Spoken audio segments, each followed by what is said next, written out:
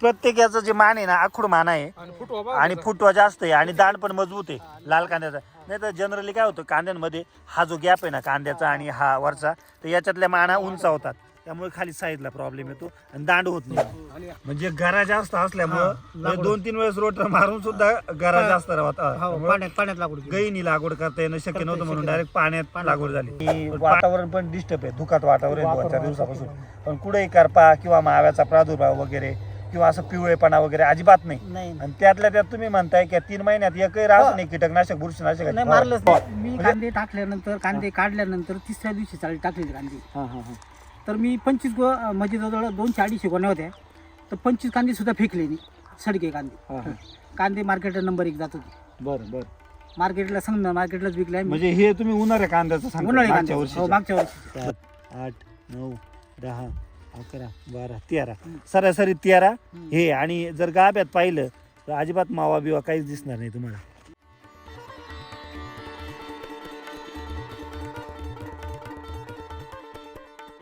आता तुम्ही म्हणत होते की ही ऑक्टोबर 2025 ची लागवड आहे. बरोबर. म्हणजे आज जर बघितलं तर म्हणजे 9 ऑक्टोबरची 2025 ची आज 3 जानेवारी म्हणजे 9 जानेवारी 2026 ला 3 महिन्याचा हार या ठिकाणी प्लॉट होणार आहे. बरोबर.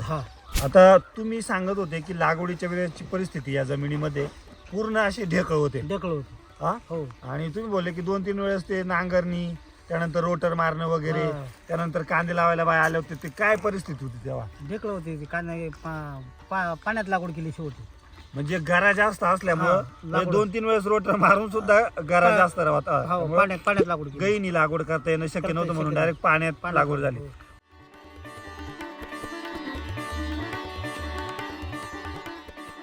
पण पाण्यातला प्लॉट आहे तुमचा आणि जर म्हणजे लागवड सुद्धा एकदम एक जात आपण म्हणतो ना म्हणजे कुठे पातळपणा नाही एकदम मस्त लागवड झालेली तुमची. बरोबर. आता हे लागवड करते वेळी तुम्ही म्हणजे रासायनिक खत वापरले की सेंद्रिय खत वापरले? सेंद्रिय खत वापरले. सगळे सेंद्रिय खत वापरले. कोणकोणते खत वापरले सांगता येईल का? ते कृषीधन 25 गोण्या आणि ग्रीन भूमी 10 गोण्या. अच्छा. एन बुस्टर 5 गोण्या. आणि सुरुवातीचं एवढं पॅक रान होतं आपण कडक म्हणतो त्याला गरा एकदम.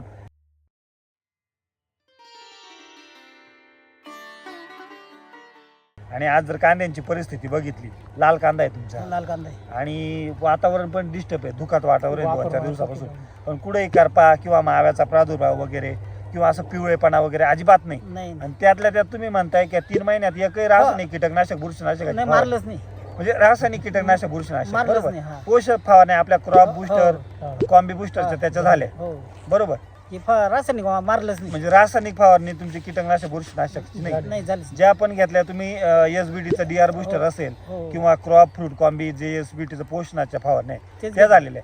शेतकऱ्यांचा या ठिकाणी गैरसमज होईल का बाबा एकही रासायनिक फवारणी एकही नाही 3 महिन्यात म्हणजे असं शक्यच नाही. म्हणजे त्याची जर दांड बघितली आणि मेन म्हणजे बघा ना प्रत्येक याचं जे मान आहे ना आखूड मान आहे आणि फुटवा जास्त आहे आणि दांड पण मजबूत आहे लाल कांद्याचा. नाही तर जनरली काय होतं कांद्यांमध्ये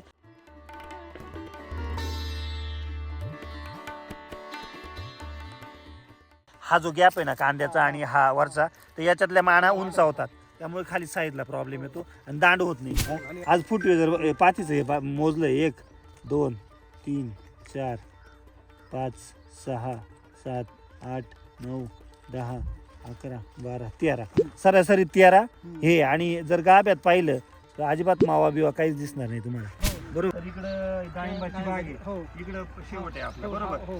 पण या टोकापासून त्या टोकापर्यंत जरी बघितलं तुमचा प्लॉटचं निरीक्षण केलं म्हणजे कुठंही पिवळेपणा दिसणार नाही. आपण असं एखादा बिघाचं क्षेत्र दाखवतो मग त्याच्यात चांगले कांदे दाखवतो. आपण 100 गुंठ्याचा प्लॉट दाखवतो एकच प्लॉट दाखवतो आणि शिवाय एकसारखा प्लॉट आहे. तुम्हाला वर खाली कधीच नाही एकसारखा प्लॉट आहे. तुम्ही बघा म्हणजे एवढ्या मोठ्या क्षेत्रात कुठंही व्हेरिएशन तुम्हाला दिसत नाही. ही खूप महत्वाची गोष्ट आहे. 4-5 वर्षापासून तुम्ही एसबीटीचे खत वापरण्या पाठीमागचं कारण काय म्हणजे याची आम्ही वापर करतो ना.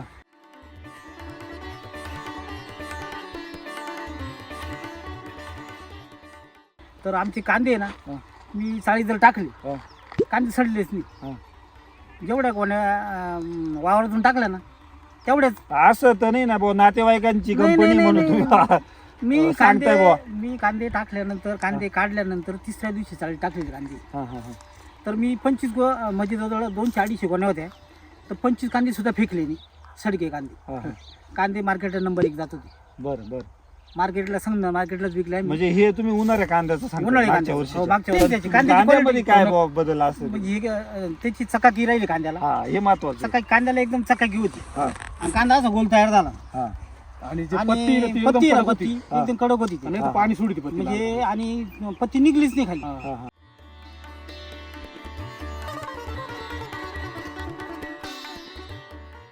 म्हणजे कांदा असा फेकला बी ना हा. तरी दगडासारखा. त्याची ते- पत्ती सोडित पत्ती नव्हता. सोडित नव्हता. बरोबर आहे. आणि पत्ती जर कांद्याने सोडली नाही तर 100% त्याला हो, टिकवून हो, क्षमता. टिकवून क्षमता. बरोबर. म्हणजे आता हे क्षेत्र आहे, तुम्ही काय वाट जसं रान तयार करताना तुम्ही म्हणले एकदम बोटाड हे होते. असं गरा होता, हा. पण हे खत टाकल्यानंतर तुमच्या जमिनीमध्ये भुसभुशीतपणा वाढतो. कशामुळं की या खतांमध्ये जे जीवाणू आहेत, या खतांमुळे जे गांडूळ तयार होतात जमिनीमध्ये, ते तुमची जमीन भुसभुशीत करणार आहे, बरोबर. जमिनीमध्ये चॅनल तयार करणार आहे. तुम्ही म्हटले की 2 वेळेस लागवडीनंतर 2 वेळेस सतत पाऊस झाला, लगेच 4 नाही, पाऊस आलता, पाऊस आणि होता. तुडुंब वाफे भरले होते. तर तुडुंब पण ह्या जमिनीमध्ये भुसभुशीतपणा असल्यामुळे चॅनल गांडुळांनी तयार केल्यामुळे ते पाणी जिरून गेलं. म्हणजे व्हिडिओ पाहून व्हिडिओला भाळून जे शेतकरी नाही, नाही, तसं- बळी पडतात आणि वेगवेगळ्या कंपन्यांचं भरमसाठ खर्च करतात आणि डब्यात जातात, तर तसला प्रकार होऊ नये म्हणून मी शेतकऱ्यांना विनंती करेन, तुम्ही शेतकऱ्याला प्रत्यक्ष भेट द्या त्या प्लॉटला किंवा त्या शेतकऱ्याशी बोला, त्याचा नंबर घ्या.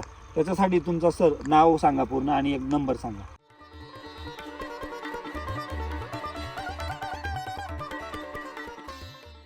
माझं नाव पुंजा पाटील पंढरनाथ बागचौरी, गाव तुमचं? पिंपळगाव निपाणी, हा. तालुका अकोली, जिल्हा अहिल्यानगर. हा. आणि मोबाईल नंबर? माझा मोबाईल नंबर आहे 82 हा. 085 97 419. सर तुमचं नाव सांगा आणि एक मोबाईल नंबर सांगा. आपलं ज्या शेतकऱ्यांना वापरायचे पंचकृषीतल्या तर त्यांच्यासाठी आपल्या शॉपचं नाव आहे तारा फार्म ॲग्रो, हिवरगाव, तालुका अकोले, जिल्हा अहिल्यानगर. माझा मोबाईल नंबर आहे 76 43 91 27 27. म्हणजे इकडे तुम्हाला दुहेरी फायदा आहे. एक तर या खताच्या किमती कमी आहे.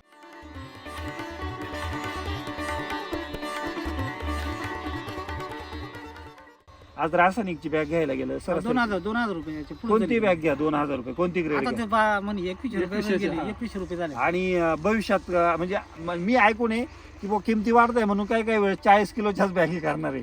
म्हणजे असं नियोजन झाले आहे ना काही पुढं. आता ते दुसरं खात्याचे काही 40 किलोच्या बॅग हा, आहे. म्हणजे असं तोडगा, म्हणजे शेतकऱ्यांना कुठेतरी दिशाभूल करायची फक्त, मग किंमत तेच ठेवायची पण त्याच्यातलं वजन कमी मटेरियल कमी करायचं. करायचं. पण आपली बॅग केवढ्याला आहे सर? आपली बॅग काय 550 रुपयाला बॅग आहे, 50 किलोची. 50 किलो. तुम्ही जर बॅगीचं वजन केलं तर ती 50ला वर भरणार, 51 किलो भरेल, हो, पण बरोबर. कमी नाही भरणार. नाही, म्हणजे आपण देताना सुद्धा क्वालिटी बी पाहतो आणि म्हणजे मापात पाप नाहीये भाऊ, असा नाही, कुठलाच कार्यक्रम नाही या ठिकाणी. म्हणजे देताना तुम्हाला जी वस्तू देणार आहे, जे खत देणार आहे, ते प्युअर क्वालिटीच देणार आहे. आणि प्रत्यक्ष प्लॉट जर बघायचा असेल तर सरांचा नंबर दिलेला आहे, आपण त्यांना कॉल करा, लोकेशन घ्या आणि प्लॉटला 100% भेट द्या. भेट द्या. बरोबर आहे.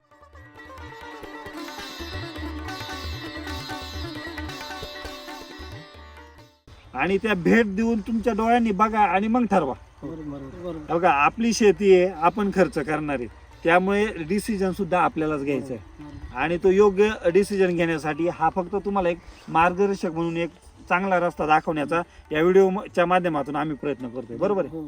हो. खूप छान माहिती दिली सर, धन्यवाद. नमस्कार.